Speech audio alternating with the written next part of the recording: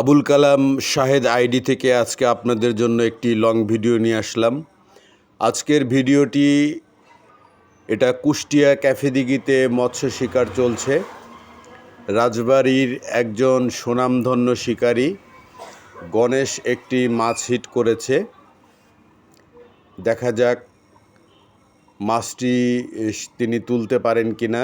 নেটিংয়ের জন্য ওয়েট করা হচ্ছে। আজকে যে মাছগুলো ধরা পড়ছে ম্যাক্সিমাম মাছগুলোই একটু সাইজ বড়, তবে এই মাছটি খেয়েছে খুব শর্টে কাছের থেকে। শিকারী গণেশ চেষ্টা করছে মাছটাকে কন্ট্রোলে আনার জন্য, সাথে নেটিং করার জন্য অপেক্ষায় রয়েছেন আরেকজন শিকারী, অত্যন্ত কৌশলী একজন শিকারী কাশেম, নেটিং করার জন্য প্রস্তুত। আমরা প্রতীক্ষায় রয়েছি এবং মাচাতে ছিপ উঁচু করে ধরে রেখেছে যাতে অন্য বড়শির সঙ্গে প্যাচ লেগে না যায়। তো মোটামুটি চেষ্টা চলছে। ক্যাফেদিঘিতে আজকের যে আয়োজন, এই আয়োজনে যে খেলাটি চলছে, মোটামুটি আজকে অনেকেই অনেক বড় বড় মাছ পেয়েছে।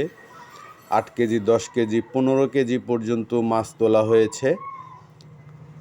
আসলে যারা শৌখিন মৎস্য শিকারী রয়েছে এরা অনেক কৌশল অবলম্বন করে থাকে মাছ ধরতে গিয়ে। নেটিংয়ের জন্য প্রস্তুত কাশেম, কিন্তু মাছটি মিস হয়েছে, হয়তো আবার মাছটা ক্যাচিং হয়ে গেল।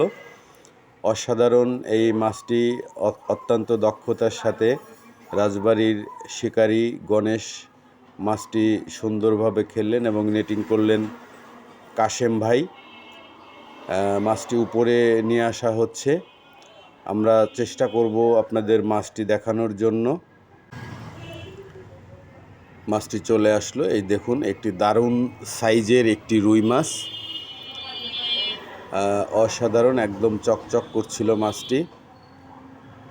একজন শিকারীর সফলতা কিন্তু মাছ নেটিং হওয়া না পর্যন্ত পরিপূর্ণ হয় না, কারণ কখনো কখনো মাছ যদি আপনার ভাগ্যে না থাকে তাহলে চলে যায়। তারপরও শিকারীরা যথেষ্ট কৌশল অবলম্বন করে।